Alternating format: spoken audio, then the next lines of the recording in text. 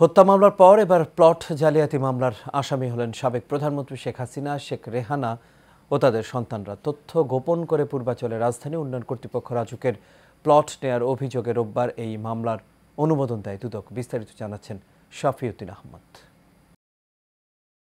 নিয়ম অনুযায়ী রাজধানীতে কারো নামে প্লট কিংবা বাড়ি থাকলে তিনি রাজুকের প্লট পাবার অধিকার রাখেন না। তবে দুদক বলছে, এসব নিয়মের কোনো তোয়াক্কা করেননি সাবেক প্রধানমন্ত্রী শেখ হাসিনা এবং তার বোন শেখ রেহানা।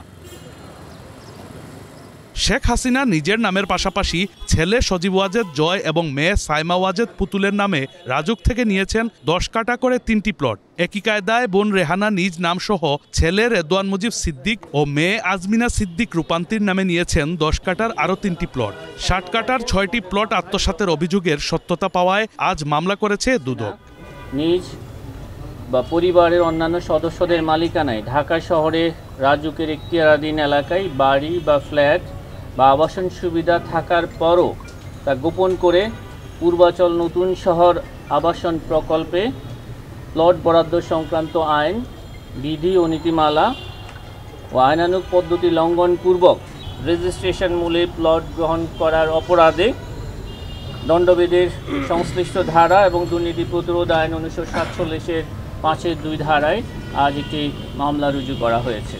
পূর্বাঞ্চল নতুন শহর প্রকল্পের 27 নং সেক্টরের কূটনৈতিক জোনের 2003 নম্বর রোড থেকে প্লটগুলো বরাদ্দ নিয়েছেন শেখ পরিবারের এই 6 ব্যক্তি।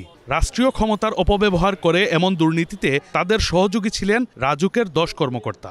এখানে জনাব সাইমা ওয়াজেদ পুতুল, জনাব শেখ হাসিনা সাবেক প্রধানমন্ত্রী সহ জাতীয় গৃহায়ণ কর্তৃপক্ষ এবং রাজুকের সংশ্লিষ্ট কর্মকর্তা সহ মোট 16 জনের বিরুদ্ধে আলোচ্য মামলাটি রুজু করা হয়েছে।